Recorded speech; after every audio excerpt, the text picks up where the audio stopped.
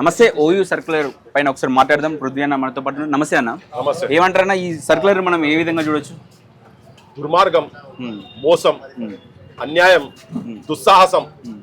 రేవంత్ రెడ్డి నిప్పుతోటి నీలాడే ప్రయత్నం చేస్తున్నాడు, కాలిపోతాడల్లా. అంటే బరాబర్ ఉస్మానియా యూనివర్సిటీ తోటి, ఉస్మానియా యూనివర్సిటీలో వాక్ స్వేచ్ఛను, వాక్ స్వతంత్రాన్ని అడ్డుకునే ప్రయత్నం కనుక చేస్తే, ఈయన కాదు, ఈయన తాతలు మస్తు మంది వచ్చిపోయినరు. తెలంగాణ అంటేనే, తెలంగాణకు ఉస్మానియా అంటేనే గుండెకాయ, ఉస్మానియా ఉద్యమాలకు అడ్డాది. అక్కడ ఏ ప్రయత్నం చేసినా కానీ the cream of Telangana, Telangana intellectuals మొత్తం చదివేటువంటి ప్రాంతం అది. నువ్వు ఒక వ్యూహం చేసే వాళ్ళు 100 వ్యూహాలు చేస్తారు. ఇటువంటి ఏమైనా క్రష్ చేసే ప్రయత్నాలు నువ్వు కనుక చేసేది ఉంటే మర్చిపో, మానుకో. నువ్వు ఏ రాత్రి ఏ చీకట్లని కలబడ్డదో నువ్వు ఇట్లా తొక్కుతానే ప్రయత్నం చేస్తున్నావు. నువ్వే గతంలో 2016 జూన్ 2వ తారీఖు నాడు ఉస్మానియాలో ఉన్నటువంటి విద్యార్థి సంఘాలు అందరు కలిసి అన్ని రాజకీయ పార్టీలకు సంబంధించినటువంటి హెడ్స్ తీసుకొని అక్కడ ఒక మీటింగ్ పెట్టి, అది నువ్వు ఆర్గనైజ్ చేయించి నువ్వే పైసలు ఖర్చు పెట్టించి చేయించినటువంటి ప్రోగ్రామ్ అది. కానీ అందరిని ఇన్వాల్వ్ చేయండి అన్నప్పుడు టీడీపీలో ఉండే. అప్పటిదాకా ఆయనకు క్యాంపస్ లో ఎంట్రీ లేదు, ఎందుకంటే ఆయన టీడీపీలో ఉండే కాబట్టినే ఆయనకు ఎంట్రీ లేదు. టీడీపీ అనేది తెలంగాణకు వ్యతిరేకం చేసినటువంటి పార్టీ. చంద్రబాబు నాయుడు సంకలేసుకొని తిరిగినటువంటి ఈయన రేవంత్ రెడ్డి, ఈయన కూడా నేను ఆ యూనివర్సిటీలకు ఎట్లన్నా చేసి అడుగు పెట్టాలని చెప్పిన ప్రయత్నంలో భాగంగా నువ్వు ఆడికి వచ్చినావు. వస్తే పర్మిషన్ నిరాకరిస్తే నువ్వు చాలా పెద్ద పెద్ద మాటలు మాట్లాడు, గోడ దునికి వచ్చినావు నువ్వు.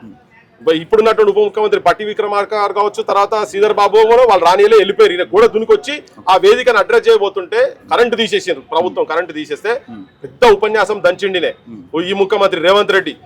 ఉస్మానియా చీకటి పాలు తెస్తావా?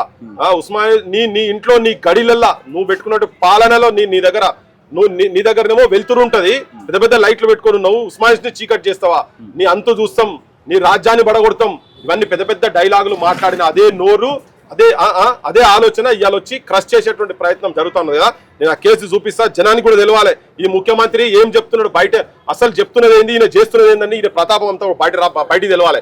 ఇగో ఇది charge sheet under section of 173 crime number చూసిన కదా, police station Osmania district Hyderabad. ఇది చార్జ్ షీట్ వేసింది 2019 లో. ఫస్ట్ ఇన్ఫర్మేషన్ రిపోర్ట్ ఎప్పుడున్నది? ఇది 247/2016. డేటెడ్ ఏంది 2/6/2016లో. అప్పుడు ఈయన టీడీపీలో ఉన్నాడు. Final report charge sheet number so and so 2019. ఇగో ఇవన్నీ నంబర్లన్నీ ఉన్నాయి. ఇలా చార్జ్ షీట్ ఉన్నది, ఇలా క్లియర్ గా చూడు. Name of the complaint information N Upender, SI sub inspector of police Osmania university. Okay. Name of the investigation officer rank and number B Srikanth, sub inspector of police Osmania university. దీంట్లో చూడండి ఇక పేర్లు particulars of accused persons charge sheeted. అందులో you separate seat అని కూడా better. దీంట్లో చూడు ఎవరు అక్యూజ్ నెంబర్ 1 ఎవరు? రేవంత్ రెడ్డి ఎంపీ. అంటే 2019లో ఎంపీ అయిండు, 16 లో లేకుండా ఆయన. ఇగో ఈ శ్రీనివాస్ రెడ్డి ఇప్పుడు మహబూబ్ నగర్ ఎమ్మెల్యే, ఎమ్మెల్యే అని ఇప్పుడు ఎమ్మెల్యే ఆయన. చెరుకు సుధాకర్, దరు వెల్లన్న, ఇగో వీళ్ళందరూ, బాలలక్ష్మి ఇప్పుడు బీసీ కమిషన్ మెంబర్. ఇట్లా చాలా మంది ఇప్పుడున్నటువంటి కాంగ్రెస్ పార్టీలో ఉన్నటువంటి వాళ్ళు ఉన్నారు. అప్పుడు చేసినప్పుడు నువ్వు చేసినప్పుడేమో తప్పు అవుతుంది, ఇప్పుడేమో ఒప్పు అవుతుంది. నువ్వు నీకు అవసరం ఉన్నప్పుడు నాకు ఈ ఉద్యమాల గడ్డకు నేను రావాలనుకున్నప్పుడు మాత్రం నువ్వు వచ్చి అక్కడ అడుగు పెడతావు. ఓడ దాటిదాకా ఓడమల్లన్నా, ఓడ దాటినాక బోడమల్లానని తిన్నింటి వాసాలు లెక్క పెట్టేటోళ్ళని అనుకున్నాం కదా. నాకు చాలా బాధతో చెప్తున్నా. అంటే నువ్వు ఎక్కడికైతే ఏ యూనివర్సిటీకి అయితే వచ్చి నువ్వు నా రోల్ అక్కడ ఉండాలని చెప్పని, నా అడుగు అక్కడ పెట్టాలని చెప్పి నువ్వు వచ్చినావు, ఆ యూనివర్సిటీ హక్కులను తలగబెడుతున్నావు అని చెప్తున్నాను. తిన్నింటి వాసాలు లెక్క పెట్టు కాదు, తలగబెడుతున్నావు. జాగ్రత్త, ఇది కరెక్ట్ కాదు నువ్వు చేసేది. ముఖ్యమంత్రి రేవంత్ రెడ్డి గారు చాలా బాధతో చెప్తున్నాము. ఎక్కడ తెలంగాణ వాదం, ఎక్కడ ఏది కనిపించిందని క్రష్ చేసే ప్రయత్నం చేస్తున్నావు. ఇది ఆయనకు వైస్ ఛాన్సలర్ కి ఇచ్చేంత సాహసం ఉంటుందని నేత 200% అనుకోవట్లేదు. నువ్వు నిజంగా ఏమైనా చేయదలుచుకుంటే రిక్రూట్మెంట్ చేయి, యూనివర్సిటీలో ఇమ్మీడియట్ గా చేయి. ఇన్ని నెలలు అవుతున్నది, సంవత్సరం దాటిపోయింది, ఇలా దాదాపు 14 నెలలు దాటిపోయింది. అరే ఇప్పటికైనా మన తెలుగు వెలికెళ్ళి పోయి మేము చూస్తే ఇంత పెద్దగా పాకుర ట్యాంకులు ఇట్లా ఉంటే, మొన్న వయసు చూస్తే కూడా అట్లా ఎన్నిసార్లు చెప్తాం, అరైన రోజునం అవుతున్నది. ఇట్లా చేయబెట్టి ఇట్లా తీస్తే గింత పొడుగు పాకురు వెళ్తారు. ఆ విజువల్ ఉంటే తీసి పెట్టండి, మీరు తీసి పెట్టండి. ఘోరమైన ఇప్పుడు వాళ్ళ పిల్లలు చదువుతలేరు కదా ఇలా, వాళ్ళ ఇంట్లో చదువుతలేరు, వాళ్ళ చుట్టాలు చదువుతలేరు. తెలంగాణలో ఉన్నటువంటి పేద పిల్లలు మెరిటోరియస్ పిల్లలు చదివేటువంటి వాటి దగ్గర అగ్రకళలో ఉన్నటువంటి పేదోళ్ళు కూడా ఉన్నారా. కానీ వాళ్ళకు వాయిస్ లేదు కదా, వాయిస్ లేదు. ఇక్కడ ఉన్న ఎవరు మొత్తము సంపన్న వర్గాలకు సంబంధించినటువంటి ఆధిపత్య వర్గాలకు సంబంధించినటువంటి పైసల్లోని కింద ఉన్న పైసలు లేకపోతే వాళ్ళ దగ్గర బాంఛన్గిరి చేసేటువంటి ఈ వర్గాలకు చిన్న ఉన్నట్టు బీసీఎస్ ఎస్సీ వర్గాలు కూడా వాళ్ళకి చెంచాగిరి చేసుడు అలవాటు అయ్యి కనీసం విశ్వవిద్యాలయాలు ఎట్లున్నాయి కూడా చూసే పరిస్థితి కూడా లేదు. వరంగల్ కాకతీయ యూనివర్సిటీ అట్లే ఉన్నది, ఉస్మానియా యూనివర్సిటీ అట్లే ఉన్నది. కానీ బయట మాట్లాడితే మాత్రం మేము యంగ్ ఇండియా ఇంటిగ్రేటెడ్ స్కూల్స్ అని పెద్ద పెద్ద పొంగనాలు మాట్లాడుతున్నాం. ఇంకో క్వశ్చన్ అన్న, బలహీన వర్గాల నుంచి వచ్చినటువంటి వీసీ ఎవరి పక్షాలు నిలబడాలి, వీళ్ళ పక్షాలు నిలబడాలి. ఈ రోజు సీఎం చెప్పినంత మాత్రం సర్కార్ రిలీజ్ చేస్తాడా అన్న? సీఎం ఒకటి ఇప్పుడు ఆ పొజిషన్స్ అన్ని అపాయింటెడ్ పొజిషన్స్ ఆయన ఈయనంటే పాపం తనేమనుకుంటున్నా వీళ్ళతో ఇట్లా మంచిగా ఉండేను రిక్రూట్మెంట్ చేయాలనుకుంటున్నావు, ఆయన బాధలేమో మనకేమెరక. ఇప్పుడు వీళ్ళు ఇచ్చినట్టే చేసుడు, ఫెయిల్ చేసినట్టే చేసుడు. 100 సంవత్సరాల తర్వాత మొట్టమొదటిసారి ఒక దళితుల్ని మేము వైస్ ఛాన్సలర్ చేసినాము చరిత్రలోని గొప్పగా చెప్పిండు అసెంబ్లీలో కూర్చొని.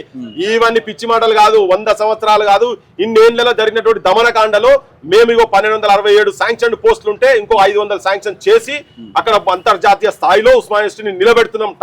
వరల్డ్ లో టాప్ 10 యూనివర్సిటీలో ఉస్మానియా యూనివర్సిటీ తీసుకొస్తాం మేము అని చెప్పి అట్లా నువ్వు ఫండ్స్ పెట్టి దానికి ఒక రీసెర్చ్ సెంటర్ డెవలప్ చేసి పెడితేనేమో నిన్న కూడా మెచ్చుకుంటాడు.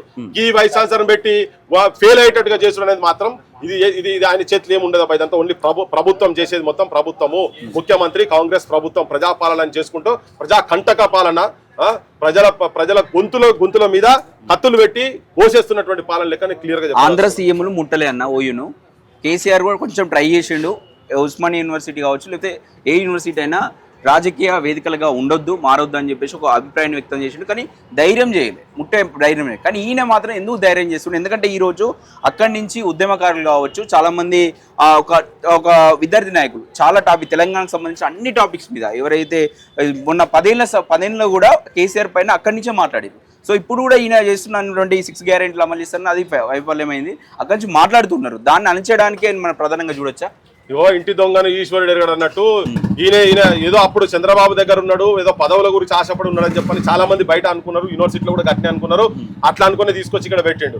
కానీ అప్పుడే ఈ ఉద్యమకారుల మీద కత్తి లేపినోడు, మన తుపాకీ లేపినోడు, లట్టు లేపినోడు అన్న సంగతి కనుక గుర్తుండేది ఉంటే ఇదేంటంటే బై డిఫాల్ట్ వచ్చిండు కేసీఆర్ మీద వ్యతిరేకత ఉండొచ్చాడు. వాస్తవం కూడా ఆంధ్ర ప్రభుత్వాలు కావచ్చు, ఆంధ్ర పాలకులకు సంబంధించినటువంటి వాళ్ళు అపాయింట్ చేసినప్పుడు కూడా ఇంత దుస్సాహసం చేయలేదు. కానీ ఇప్పుడు ఇంటోడే మన మీద పెత్తనం చేసి ఇంటోడే ఇటువంటి కాల రాసే ప్రయత్నం ఎందుకు చేస్తారంటే వాళ్ళ మనస్తత్వాలు, వాళ్ళ మైండ్ సెట్. ఈయన ఎక్కడ పెరిగిండు? టీడీపీ ఆఫీస్ లో పెరిగిన ఆయనే. ఆంధ్రోళ్ళ దగ్గర ఆంధ్రోళ్ళ చెప్పు చేతల కాడ ఉండి పనిచేసినాడు కాబట్టి అవే ఆలోచనలు ఉండి వాటిని ఇంకా మల్టిప్లై చేసుకుని అధికారంలో ఉండడానికి నేను కంటిన్యూ చేస్తున్నాడు. అది దుస్సాహసమే క్లియర్ కట్ గా. ఇంతకుముందు వైస్ ఛాన్సలర్ డీసీ రెడ్డి అసంటోళ్ళని కూడా చూసారు. నేను ఈ వైస్ ఛాన్సలర్ ను ఫెయిల్ చేసుకుంటూ చేయాలని ఒక కుట్రతో పాటు తెలంగాణలో ఉన్నటువంటి ప్రభుత్వ విశ్వవిద్యాలయాలను మొత్తం చంపి, తెలంగాణలో ఉన్నటువంటి ప్రభుత్వ వైద్యాన్ని కూడా మొత్తం చంపి, ఆయన మొన్న పోయి ఎట్లయితే వరంగల్లో మెడికేర్ హాస్పిటల్ ఎట్లా ఇనాగ్రేషన్ చేసిండో, ఆయన పార్ట్నర్షిప్ ఉన్నాయని చెప్తున్నారు, ముఖ్యమంత్రి పార్ట్నర్షిప్ ఉన్నాయని చెప్తున్నారు. అట్లా ఈ విశ్వవిద్యాలయాన్ని మొత్తం బొందబెట్టి ప్రైవేట్ వాటిలో భాగస్వామి ఉండి యూనివర్సిటీ స్టార్ట్ చేయాలనే ప్లాన్ లో ఉండడేమో అనిపిస్తుంది. తెలంగాణ నుంచి కేంద్రానికి 2 కీలక బిల్లులు పోతున్నాయన్న. ఒకటి ఎస్సీ వర్గీకరణ అయితే, ఇంకోటి బీసీ బిల్లు. సో ఇవి 2 అమలు చేయడానికి కేంద్రం ఒప్పుకుంటారంటారా? వాళ్ళు బిల్లు ఓకే చెప్తారా? ఎస్సీ వర్గీకరణ సంబంధించిన అయిపోయిన అంశం. బీసీలో కూడా బరాబర్ చేయాల్సిందే. ఒకవేళ చేయకుంటే ఉద్యమాలు పుడతాయి, తెలంగాణ ఉద్యమాలు పుడతాయి. ఎస్సీ వర్గీకరణ అంటే మోడీ ఆయన అనుకూలంగా ఉండే జరుగుతుంది. బీసీలో జరగాలంటే సుప్రీంకోర్టు జడ్జిమెంట్ కూడా ఉన్నది కదా దానికి. సో బీసీలకు సంబంధించినటువంటిది 9th షెడ్యూల్ లో పార్లమెంట్ లో పెట్టాలనే డిమాండ్ ఉంది. అసలు యాక్చువల్ గా స్లాబే పోయింది, 50% స్లాబ్ అనేది పోయింది ఈడబ్ల్యూఎస్ వచ్చిన తర్వాత.